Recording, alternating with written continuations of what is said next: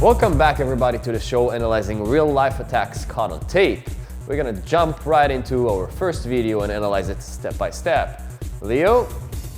So as you can see, a scenario happening in an ATM room, and we have two guys that are simply standing and waiting for the ATM machine, while another guy is actually the guy here, as you can see, pulling out from the newspaper he has in his hand a large knife, stabbing right away the guy towards the chest, heart area, keep stabbing him, severe stab. The guy's trying to do something.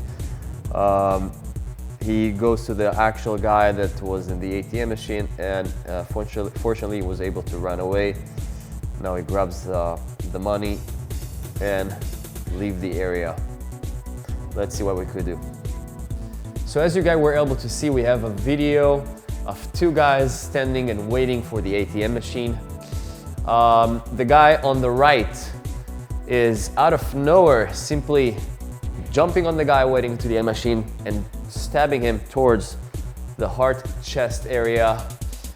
Then he keeps stabbing him, they fight, he keeps stabbing him towards the stomach and chest area till the guy is able to run away after severe stabs. We can see the blood, hard images to watch. Then the guy goes to the actual guy that was with the machine itself. The guy runs away. Let's see, what can we learn? What kind of self-defense lesson we can learn out of it? Okay, so lesson number one we can learn out of this scenario is being aware of your surrounding. Situational awareness. One of the first rules in self-defense, of course, our philosophy is not being scared of life, not looking for the next attacker around you, but being aware of life. There's a big difference between being alert to being alarmed.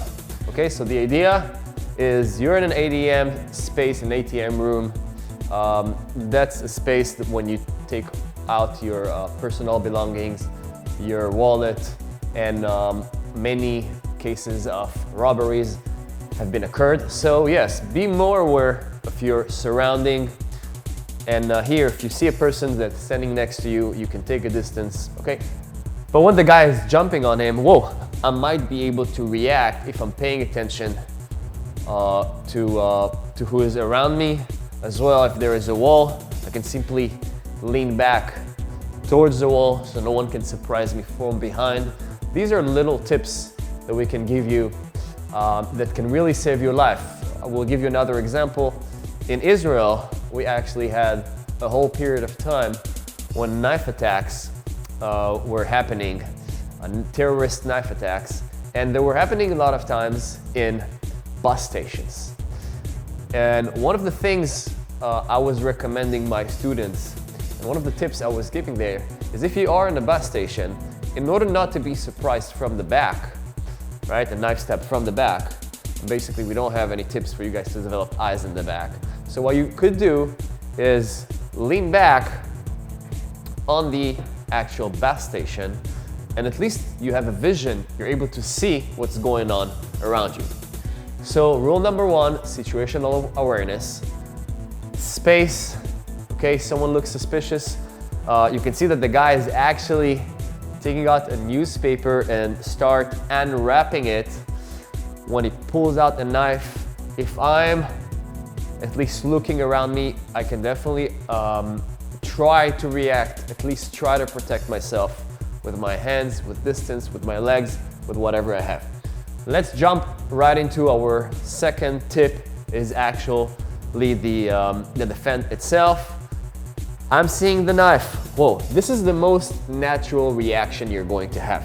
Okay, one more time. Whoop, and continuing from there.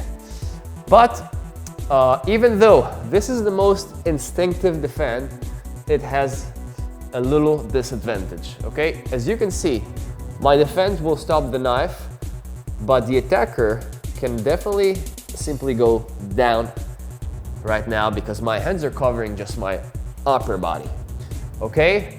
So even though this is the most natural one, and yes, I'm teaching it to my student, I'm gonna give it a tip for you guys to use it, but there's another technique that you could do while putting one hand up, one hand down, that will be more useful. And pay attention, whoop, I'm able to grab the knife, rub the hand with the knife, and neutralize the attacker's hand. Leo, if you're trying to pull the knife here, boom, I'm strong. Whoop.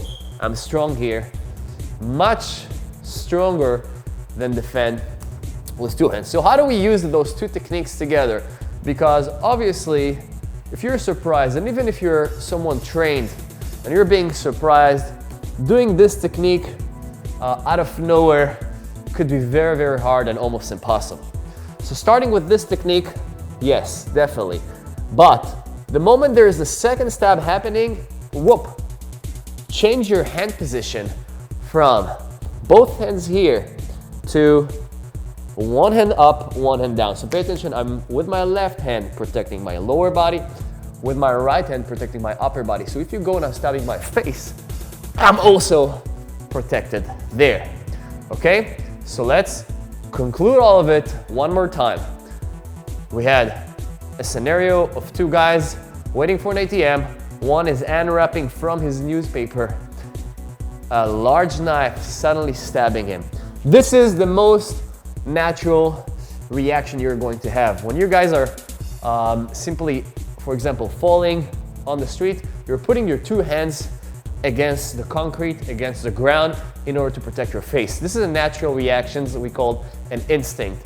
So this motion is a pretty natural motion, pretty instinctive, and that's great. But as we said, after the first reaction, okay, you are able maybe to strike, but you're not trusting this defense enough. So the second thing you want to do the moment you can is lowering the hand. Listen up again from here to down, so you cover up also your lower body. From here, as many times he's going to attack me, attack, whoop, and if he goes up, whoop, I'm strong and I can create here a wrap, neutralize the hand of the knife, going to my own attacks, boom. Okay, one more thing you're able to see, that the attacker is putting a hand, okay? We call it the leveraging hand. And it's sometimes going to be hard to attack because of this hand, or hard to neutralize the hand of the knife because of this hand that is keeping distance, okay? So you use whatever you can, and you have to take care of this leveraging hand. So defend, boom. Pay attention what I do. Whoop, I am redirecting with my elbow, but the other hand is staying here in case he's going to, whoop, to go to the upper body. So of course, this is not an easy scenario to handle, but our tips for you guys could definitely change sometimes. One little motion, one little difference can make the difference between life and death. Thank you guys for joining our Krav Maga class. You guys can stay tuned and check out our Facebook and YouTube page and learn more Krav Maga tips and lessons. Thank you.